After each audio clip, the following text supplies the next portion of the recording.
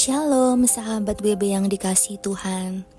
Renungan Harian Wanita Bijak hari Minggu tanggal 21 Desember 2025 yang berjudul Tetap Setia Sampai Akhir. Firman Tuhan diambil dari kitab Yosua pasal yang ke-24 ayat 14 sampai 28. Yosua pasal ke-24 ayat 14 sampai 28 dari Alkitab Terjemahan Baru edisi kedua. Sebelum kita membaca firman Tuhan, mari kita berdoa. Tuhan Yesus, terima kasih atas firman-Mu. Kami mohon penyertaan Roh Kudus agar kami dapat memahami firman-Mu. Di dalam nama Tuhan Yesus kami berdoa. Amin.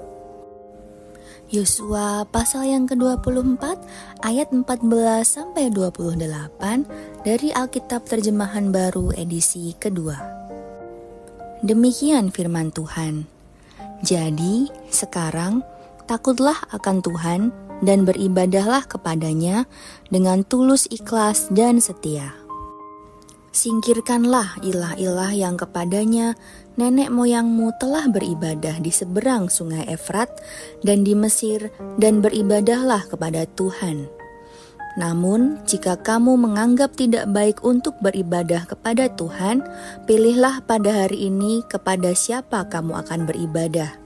Ilah-ilah yang kepadanya nenek moyangmu beribadah di seberang sungai Efrat, atau ilah-ilah orang Amori yang negerinya kamu diami ini, tetapi aku dan seisi rumahku, kami akan beribadah kepada Tuhan.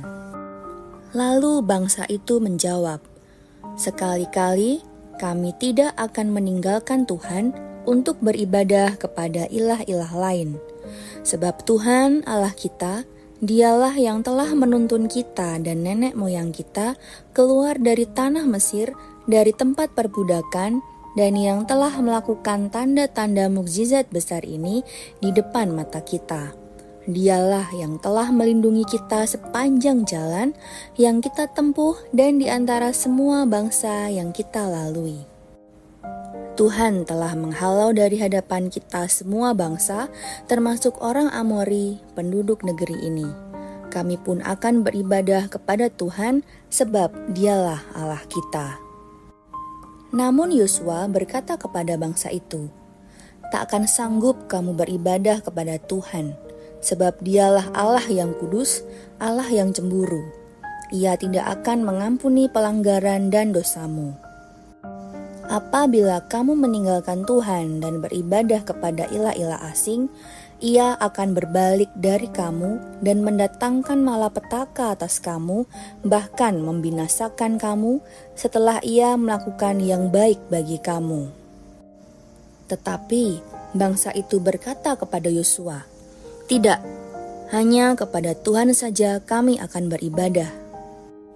Kemudian berkatalah Yosua kepada bangsa itu, kamulah saksi terhadap dirimu sendiri bahwa kamu telah memilih Tuhan untuk beribadah kepadanya.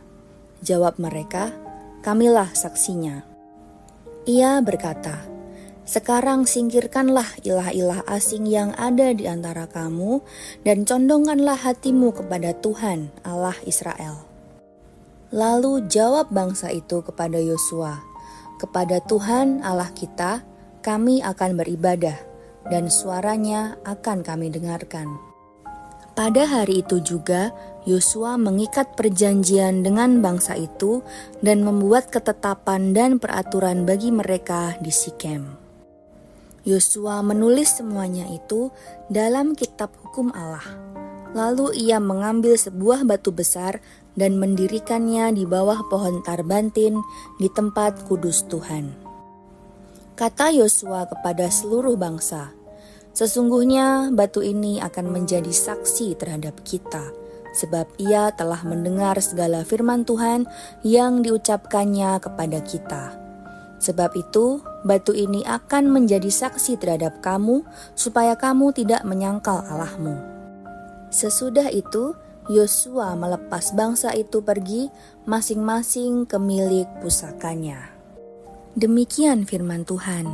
Berbahagialah kita yang tidak hanya membaca dan mendengarkan firman, tetapi juga melakukannya. Haleluya.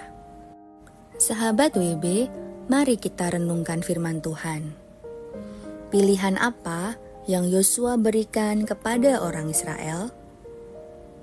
Apa yang Yosua pilih bagi dia dan keluarganya? Dan mengapa Yosua memilih untuk beribadah kepada Tuhan?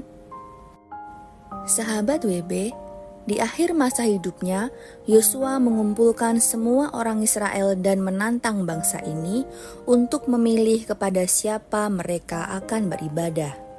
Disinilah kita melihat keteguhan hati Yosua.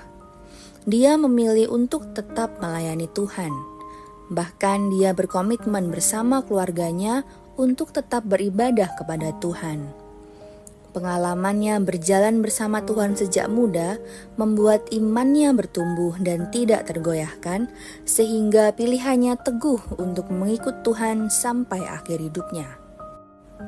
Perjalanan hidup yang kita lewati tentu juga telah banyak mengajarkan kepada kita betapa pentingnya hidup di dalam iman kepada Tuhan.